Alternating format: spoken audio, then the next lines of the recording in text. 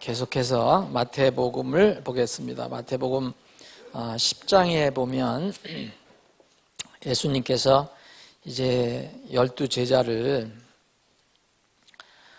이렇게 선택하셔서 세상에 이제 능력을 주시고 세상에 나가서 복음을 이제 전파하라, 이런 명령을 주시는 그런 내용이 이제 마태복음 10장에 나와 있는데, 이제 제자들이 이제 이런 주님의 명령을 받고 세상에 나가면 여러 가지 반대가 있고 괴롭히는 것도 있고 공격하는 것도 있고, 그래서 사실 이제 두려워하는 면도 있었습니다. 그래서 그런 내용 중에서 이제 주님께서 참새를 예를 들어서 하나님의 절대 주권과 하나님의 이 우주 만물의 주인이시며 이렇게 보호하신다는 것을 이제 가르쳐 주시는 그런 말씀이 있습니다. 그게 이제 이 마태복음 10장 29절에 있는 말씀인데, 참새 2마리가 1아사리온, 뭐 지금 같으면 이제 이 돈으로 지금 환산하기가 좀 어려운데, 아주 예를 들어서 뭐 한 5,000원이면 5,000원, 1,000원이면 1,000원, 이렇게 1,000원에 팔리지 아니하느냐. 그러나 너희 아버지의 허락 없이 그것들 중에 하나도 땅에 떨어지지 아니하리라. 그래서 아버지의 허락 없이는 그 볼품없는 참새 2마리가 1아사리온에 팔리지만 그 참새까지도 하나님이 허락지 않으면 안 죽는다, 이런 말씀입니다. 누가복음에 비슷한 말씀이 있어요. 누가복음 마태복음 10장하고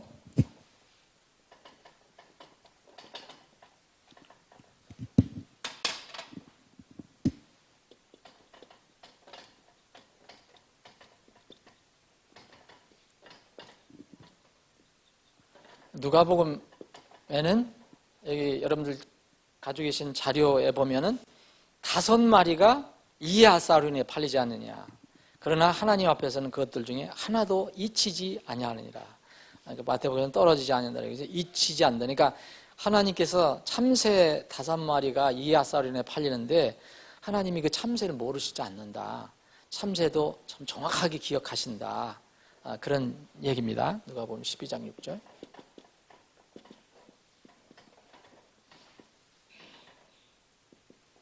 아사리온. 근데 여러분 성경을 읽을 때 이런 걸 이렇게 의심을 하게 되면 이런 것도 걸려요. 이게 뭐가 맞느냐 이거예요. 뭐가 맞느냐. 이게 누가가 쓴 게 맞느냐, 마태가 쓴 게 맞느냐 할 수 있고, 또 다른 거라면 다른 사건이라면 왜 예수님께서 이렇게 얘기하셨느냐, 그렇게 주장한 사람도 있습니다. 그래서 한번 이거는 뭐 간단하게 생각해 볼 수 있습니다. 예수님은 3년 반 동안 공생애를 하셨잖아요. 전하셨잖아요. 그런데 여기도 가서 말씀하시고 저기도 가서 말씀하시고, 이 갈릴리 주로 갈릴리 지방에서 하셨지만 또 유대 지방에도 오시고 사마리아 지방에도 가시고 그 팔레스타인 지방을 이렇게 다 돌아다니면서 말씀하셨는데, 예수님께서 이 성경을 읽어보시면 어떤 주제를 이렇게 가르쳐 주실 때 딱 한 번 가르치시고 끝난 적이 없어요. 물론 그런 것도 있죠. 근데 이 사복음서를 보면 어떤 주제를 반복해서 하시는 경우가 나옵니다. 그럴 경우 이제 마태복음에서는 참새 2마리가 1아사리온에 팔리는데 그 하나님의 아버지 허락이 없으면 참새 2마리도 마음대로 땅에 떨어지지 않는다. 이런 말씀을 한번 하셨어요. 이건 참새 2마리를 얘기하신 게 아니라 아버지의 절대적인 주권, 권한, 그리고 제자들에게 걱정하지 마라. 참새 2마리도 하나님께서 허락 없으면 안 떨어지는데 너희들은 말할 것도 있느냐, 말할 것도 없지 않느냐, 너희들 얼마나 귀하냐, 내가 너희들에게 능력을 주고 또 권능을 줘서 지금 나가게 했지 않냐, 가서 복음 전하게 했지 않냐, 그러면 보호해 주시지 않겠느냐, 이런 말씀입니다. 이런 말씀을 하셨어요. 근데 또 한 군데 가서 이런 비슷한 말씀을 또 하실 수도 있잖아요. 그러면 그때 처음에 하셨을 때 말을 똑같이 하실 수 있겠느냐 이거예요. 그거는 예수님께서는 하나님이시니까 똑같이 하실 수도 있겠지만 더 하실 수도 있고 거기에 설명을 더 하실 수도 있고 또 그 상황에 따라서 그 조건에 따라서 또 이렇게 조금 변동시킬 수도 있고 그런 거 아니에요? 근데 어떤 사람이 여기 마태복음에서 참새 2마리 이라소린에 팔리지 않느냐고 예수님이 말씀하셨으면 누가도 그렇게 기록을 했다면 똑같이 기록해야 되는 거 아니냐 그렇게 얘기하는데 그거는 좀 약간 무리한 그런 질문이고요. 예수님께서 똑같이 다 하실 수 있겠지만 그런 상황에 따라 질문을 하고 답변하시거나 가르치실 때 또 그 상황에 따라서 적정하게 또 변화를 주시면서 말씀하실 수 있다 이거예요. 우리는 이런 것을 사복음서를 볼 때 여기서 요새 같으면 녹음해서 틀어놓잖아요. 그러면 마태복음에서 얘기한 얘기를 누가복음에서 똑같이 글자 하나도 틀리지 않게 틀어놓듯이 그렇게 하는 걸로 해야지 영감이라고 생각하는데 그게 아닙니다. 예수님이 입에서 나온 것은 다 영감입니다. 하나님 말씀입니다. 그래서 그렇게 생각할 필요가 없다. 예수님께서는 여러 번 반복해서 가르치는 주제를 그 상황에 따라서 이렇게 적절하게 변화를 주셨다. 그 상황이 가장 좋은 대로. 그래서 2마리나 5마리나 똑같은 주제는 뭡니까? 하나님의 절대 주권이다. 그리고 하나님께서 보호하신다. 너희들 제자들 걱정하지 마라. 이런 것을 통해서 이런 것을 가르쳐 주기 위해서 참새를 예화를 들어주신 것입니다. 그래서 이거는 그렇게 큰 문제가 되지 않습니다. 그리고 이게 이제 마태복음이나 이 누가복음이나 이게 같은 건데 이렇게 기록했다라고 얘기할 수도 없는 것이 또 주님께서 한 번 더 반복적으로 얘기하실 수 있는 것입니다. 어떤 분은 그러면 참새 하여튼 이게 굉장히 꼼꼼한 분들이 있는 것 같아요. 예수님께서 참새 2마리가 일아사리라면은 분명히 참새 4마리가 이아사리언이라 돼야지 왜 5마리가 이아사리언이 되냐 이렇게 질문하는 사람들이 있습니다. 여러분 이건 또 어떻게 생각합니까? 마태복음에는 참새 2마리가 이라사리언에 팔린다 그랬어요. 1,000원이라면 1,000원에 팔린다 그랬는데 그러면은 이 누가복음에는 참새 5마리가 그랬어요. 그러면 얼마가 돼야 되나요? 2,500원이 돼야 되나요? 예? 맞죠? 2,500원 돼야 되는 거죠? 네, 2,500원. 그런데 참새 5마리가 왜 2,000원에 팔리느냐 이거예요. 잘못된 거 아니냐 이거예요. 이것도 또 참 우스운 질문인데 생각해 보세요. 여러분들이 장사하신다고 생각하시면 그때나 지금이나 매반일 것 같아요. 어떤 사람이 자기가 상품으로 참새를 파는데 뭐 안주거리를 파는지 뭐를 파는지 난 몰랐지만 하여튼 판다고 그러면 그럼 많이 팔라고 그러면 많이 파는 사람들에게 덤을 주잖아요. 요새도 그렇지 않나요? 그게 잘못됐다고 이야기할 수 없는 겁니다. 그죠? 어떤 사람은 참새 2마리를 이라소린에 팔고 어떤 사람은 참새 4마리, 참새 5마리, 5마리를 사시면 제가 2.5 아사리온이 아니고 2 아사리온에 드리겠습니다. 그렇게 할 수 있는 거죠.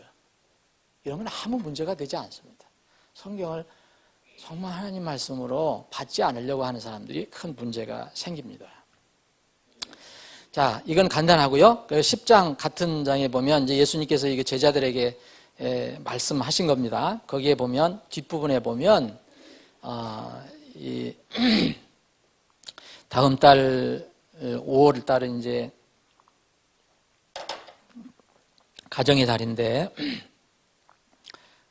관련된 주제가 나옵니다. 10장 35절부터 37절까지 보면 예수님께서 좀 어떤 면으로 보면 이걸 잘 들으셔야 됩니다. 이거 잘 읽으셔야 됩니다. 이것 때문에 또 이게 뭐 성경이 왜 이러냐 이렇게 얘기하는 사람도 있어요. 그래서 사람이 자기 아버지를 딸이 자기 어머니를 며느리가 자기 시어머니를 대적하여 불화하게 하려고 내가 왔나니 사람의 원수가 자기 집안 사람들이라. 참 정말 어렵잖아요, 이 말씀. 하나님께서 예수님께서 오셨는데 이게 자기 아버지가 어떤 남자가 아들이 있다면 자기 아버지하고 또 딸이 있다면 자기 어머니하고 또 며느리가 있다면 자기 시어머니하고 서로 불화하게 하려고 예수님이 오셨다는 거예요. 내가 왔나니 사람의 원수가 자기 집안 사람들이라. 아버지나, 그런데 이게 중요한 겁니다. 아버지나 어머니를 나보다 더 사랑하는 자는 내게 합당하지 아니하고 아들이나 딸을 나보다 더 사랑하는 자도 내게 합당하지 아니하며. 누가복음도 비슷한 말씀이 있습니다. 그런데 여러분들 그 문맥을 잘 살펴보시면 조금 다른 것을 또 발견할 수 있습니다. 누가복음 14장에 보면 어떤 사람이 내게 오면서 자기 아버지나 어머니나 아내나 자녀나 형제나 자매나 참으로 자기 생명도 미워하지 않으면 능히 내 제자가 되지 못하고, 그런 말이 있습니다. 이게 얼핏 보면은 예수님께서 성경이 가르치는 걸 보면 이게 무슨 부모와 자식 간 아니면 무슨 기본적인 이런 가족 관계도 깨트리는 이런 참 이상한 종교 아니냐, 이렇게 생각할 수가 있습니다. 그렇게 이렇게 비난하는 사람도 있습니다. 기독교에 대해서. 네, 그것은 하나님의 말씀을 잘 이해를 하지 못해서 그런 것입니다. 자, 그럼 마태복음과 누가복음에 이게 비슷하지만 조금 다른 면입니다. 이게 원리는 똑같습니다. 하나님이 가르쳐 주시는 건 똑같아요. 예수님께서 여기서 가르쳐 주시고자 하는 진리는 똑같아요. 자, 이 마태가, 지금 우리가 마태복음 10장을 보고 있는데, 마태복음 10장에서는 여기 10장 1절에 보면 이 1차 수신자가 누구죠? 12제자입니다. 그러죠? 12제자입니다. 그들에게 이렇게 능력을 주셔서 파송을 해요. 세상에 파송을 해서 이 제자들에게 이제 능력을 주셔서 이 세상에 나가서 마귀도 쫓고 사람들을 건져내고 병든 자 고치고 하는 겁니다. 그래서 1차 수신자가 이 제자들입니다. 제자. 그리고 누가복음을 여기를 보시면, 누가복음 14장을 보시면, 그래서 항상 우리가 성경을 읽을 때는 문맥을 좀 주의 있게 봐라. 참 중요합니다. 성경을 이해할 때 오해하지 않으려면 문맥을 중요하게 봐라, 이렇게 늘 말씀을 드리잖아요. 누가복음 14장 25절을 보면 큰 무리가 그분과 함께 갈 때에 그분께서 돌아서서 그들에게 이르시되. 자, 그러면 분명히 틀리죠. 마태복음은 누가 일체 수신자입니까? 제자들이에요. 제자들. 물론 여기 12제자 중에서 가짜가 하나 있지만 일단 다 예수님 믿는 사람들이라는 겁니다. 그래서 권능을 주셨어요. 근데 여기 누가복음에는 이제 무리들이에요. 불특정 다수, 예수님 그냥 따라다니는 무리들이에요. 이 사람들에게 말씀을 주신 거예요. 근데 원리는 똑같다고 말씀드렸잖아요. 원리는 똑같은데 어떻게 적용이 되느냐. 결론적으로 절대 기독교는 어떤 사람들이 비난하는 것처럼 이렇게 어떤 가족 간에 그것도 무너뜨리는 이상한 종교는 아닙니다. 그게 어떤 그런 사람들이 가정을 잘 섬기지 못하고 가정에 충실하지 못하고 자기가 섬기는 어떤 그 교회에 가정을 막 등한히 하면서 하는 그건 정상이 아닙니다. 그거는 여러분들 그게 다 기독교는 아니거든요. 이 말씀은 우리가 어떻게 이해를 해야 될 것이냐. 우선 수신자를 잘 생각해 보시고 이 마태복음이나 누가복음이나 주님께서 지금 가르쳐 주시고자 하는 진리는 똑같습니다. 사람들은 다 피조물이다. 사랑하는 사람이든 모르는 사람이든 사람은 다 피조물이다. 그런데 사람들은 주가 될 수가 없다. 영혼의 주가 될 수가 없다. 세상에서 고용주 주인이 있고 피고용인이 있지만 그런 게 아니고 그 영혼의 주인은 하나님이다. 사람이 될 수가 없다.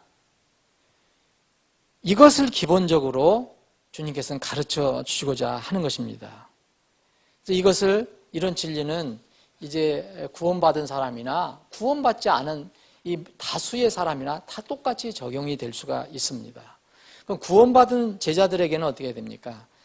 주님의 제자로서 합당한 그런 제자의 역할을 하려면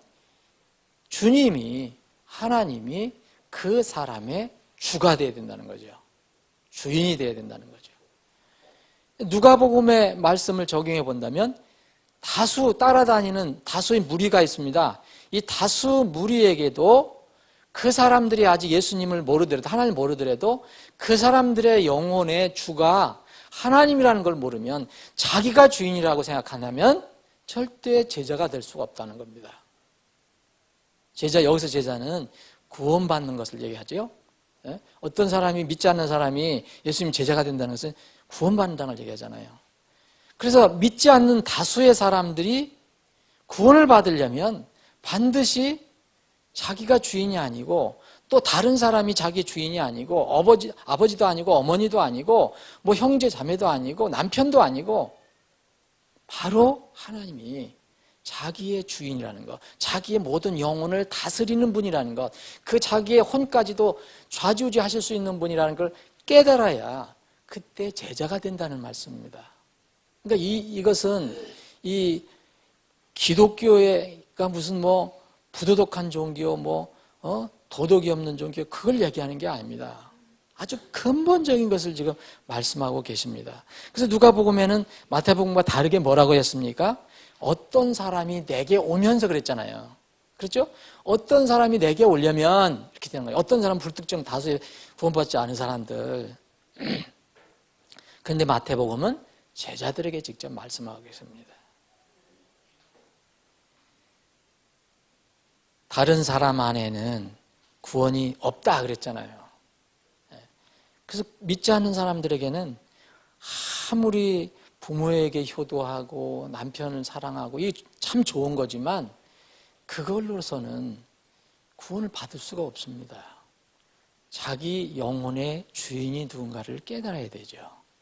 자기를 구원할 수 있는 분은 부모도 아니고 자식도 아니고 남편도 아니고 아내도 아니고 형제자매도 아니고 바로 오직 예수님뿐이다. 그래서 다른 사람 안에는 구원이 없다. 하늘 아래서 우리를 구원할 다른 이름을 사람들 가운데 주지 아니하셨느니라. 그거를 가르쳐 주시려고 주님께서 이렇게 말씀하시는 거죠. 생각해 보십시오. 여러분, 이런 경우가, 이런 말씀이 아니면은 우리가 자칫하면은 도덕적인 종교를 가지고 뭔가 또 하나님을 만나려고 하는 사람도 생길 수 있습니다.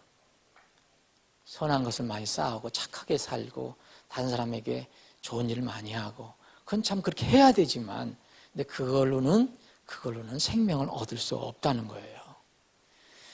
이 마태복음은, 여기에 있는 마태복음은 제자들에게 준 거기 때문에, 일단 구원받은 사람들에게 주신 거기 때문에 이 예수님 말씀이 이 훈육선생이 될 수가 없어요. 근데 지금 누가복음에서 얘기하는 다수의 무리들이 따라왔을 때 그 무리들에게 주신 말씀은, 이 말씀은 훈육선생이 될 수 있어요. 훈육선생은 뭡니까? 율법이죠, 율법. 그 법이, 예수님께서 하신 말씀을 지켜서는 하나님께 갈 수가 없고, 내가 이것을 못 지키겠구나. 이건 내가 도저히 할 수가 없겠구나. 에? 그래서 내가 그럼 무슨 방법을 찾아야 되겠느냐. 그럴 때 그 법이, 하나님의 율법이 이제 예수 그리스도를 은혜로 찾는 것, 믿음으로 예수님을 만나게 해주는 그런 인도자 역할을 해준다는 거죠. 누가복음의 말씀은 그게 가능합니다. 왜냐하면 그 사람들에게 지금 주셨잖아요. 에? 아무것도 모르는 사람들에게 너 아버지보다, 너 어머니보다, 너 형제보다, 아내보다, 여기 누가복음에는 조금 다르게 얘기했잖아요. 마태복음에는 저희가 없어요. 아내의 남편 관계가 없어요. 그런데 누가복음에는 그것도 나옵니다. 이렇게 나오죠? 아내나 나오잖아, 아내나. 그래서 자기 생명도 미워하지 않으면 이렇게 내 제자가 되지 못한다. 그러면 이걸 어떻게 이걸 할 수 있겠는가? 내가 아버지 어머니보다 정말 예수님을 더 이렇게 중요시 여기지 않으면, 내가 구원받을 수 없다 그러면, 하나님 중요시 여기지 않으면 구원받을 수 없다면 어떻게 해야 되나? 막막하게 뭐가 막히죠. 그럴 때 이제 도움을 요청하게 되는 그 몽학선생이 될 수 있습니다. 그래서 누가복음에는 그 말씀이 그렇게 작용할 수도 있습니다. 여러분,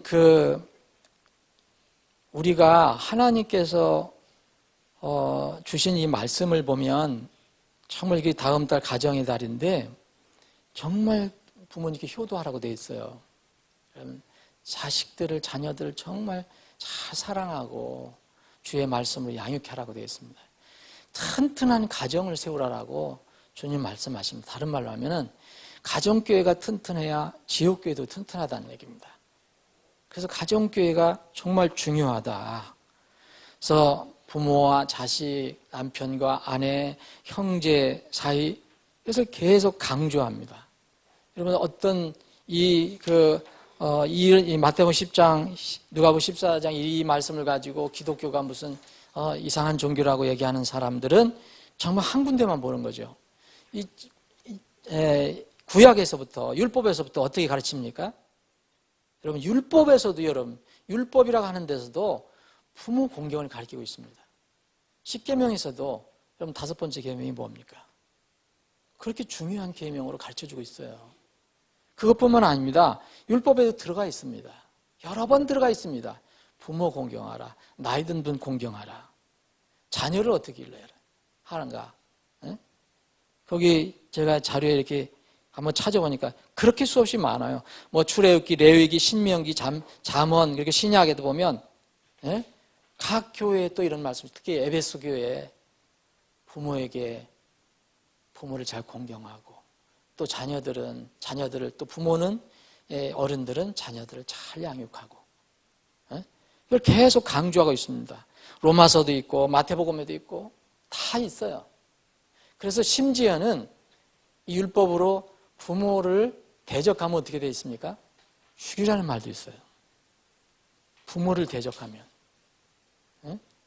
그럼 우리 기독교보다 더 이 부모 공경 종교가 있습니까? 다른 종교에서 뭐 부모 대적한다고 죽이라는 말은 없잖아요.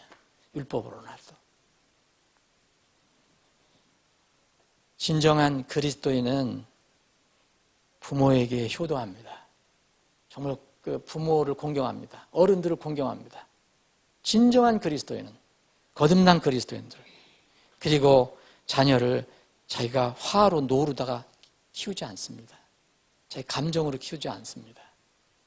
진정한 그리스도인은 그렇습니다. 진정한 그리스도인은 내가 실천은 잘 못하더라도 하나님의 명령은 최소한 기억합니다. 형제와 이웃을 사랑하라는 거. 그런데 오늘 이 주신 말씀은 그래도 가장 기본적인 게 뭐냐? 사람의 영혼이 구원받는 거다. 그러면 그 문제를 이제 우리가 들어갈 때는 우리가 공경해야 될 부모, 우리가 사랑해야 할 가족, 이 가족보다 하나님이 앞서야지 이 사랑하는 것 때문에 이런 어떤 자기가 마음에 두고 있는 것 때문에 하나님을 뒤로 두면은 구원을 얻을 수 없다는 겁니다. 그게 지금의 가르침 아닙니까? 우리가 사랑의 대상을 다 가지고 있는데 부모를 정말 지극히 사랑하고 공경하고 자녀를 사랑하고 배우자를 사랑하고 형제를 사랑한다고 하나님을 끝내 이렇게 받아들이지 않는 사람들이 있습니다. 우리 교회도 지금 있어요. 우리 가족 중에 제가 기도하는 분들이 있어요. 지금 부모에게는 지극히 지금 효도를 하는데 이제 자기 영혼에 대해서는 관심이 없는 거예요. 분명히 그래서 구원을 받지 못하는 경우도 생깁니다. 그래서 예수님께서 누가복음에는 그걸 주신 거예요. 누가복음에 다수에게. 그리고 마태복음에는 또 뭡니까 여러분? 이미 구원을 받았어도 우리 주위에 있는 우리의 삶 속에서 연결된 여러 가지 이 사람뿐만 아니라 자기가 좋아하고 사랑하는 그런 어떤 선호하는 그런 것 때문에 주님을 섬기는데 방해를 받거나 어려움을 겪는 그런 사람들이 있습니다. 구원을 받았어도.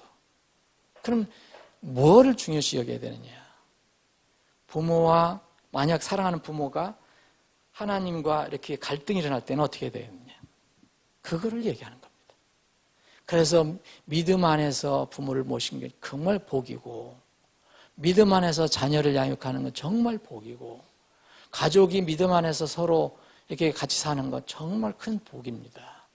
그런데 만약 예수님의 가르침이 겁니다. 만약 어떤 사람이 구원을 못 받은 상태에서 예수님을 따르고 싶은데, 하나님을 믿고 싶은데 부모가 반대하고 가족이 반대하고 남편이 반대하고 아내가 반대하고 형제자매가 반대해서 근데 예수님 믿기를 거절한다 그러면 정말 불행한 일을 하는 겁니다.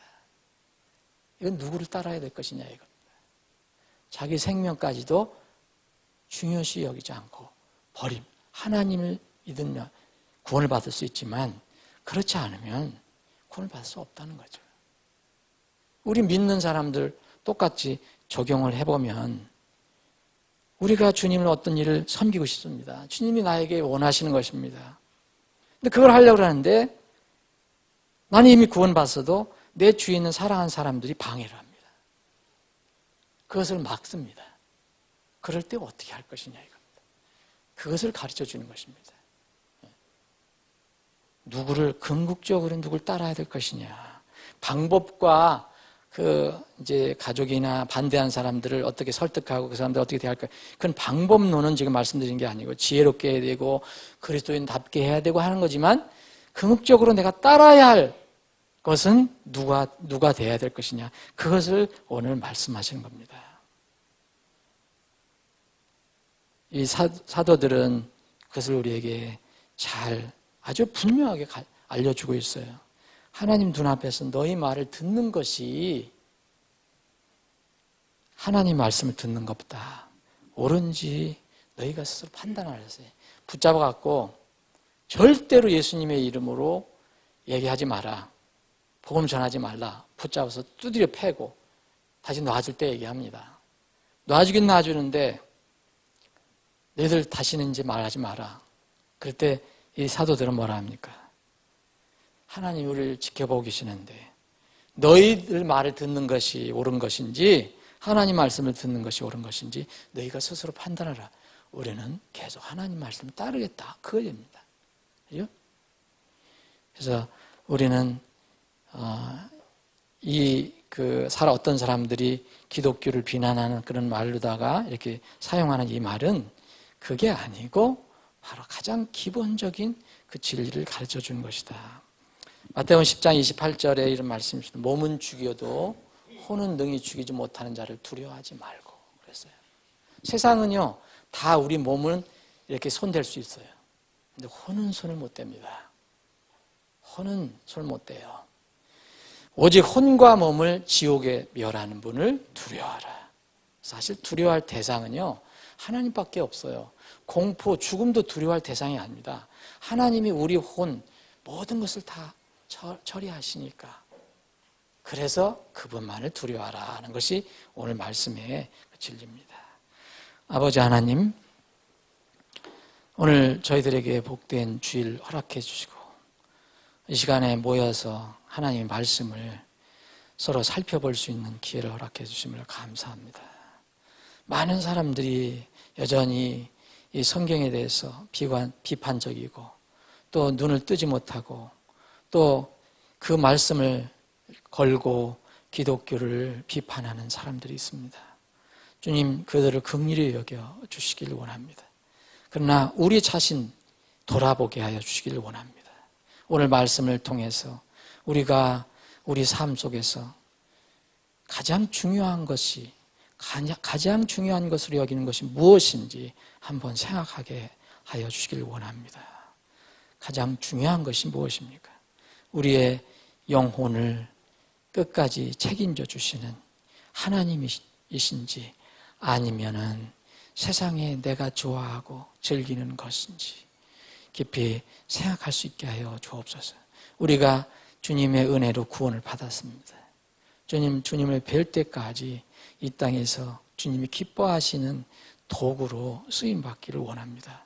그러려면 주님이 우리의 날마다 시간마다 순간마다 우리의 주인이 된다는 것을 고백하는 삶이 필요합니다. 주님은 우리의 영원한 주이심을 고백하며 오늘 하루도 기쁘게 보내기를 원합니다. 이 모든 말씀을 예수 그리스도의 이름으로 기도합나이다. 아멘.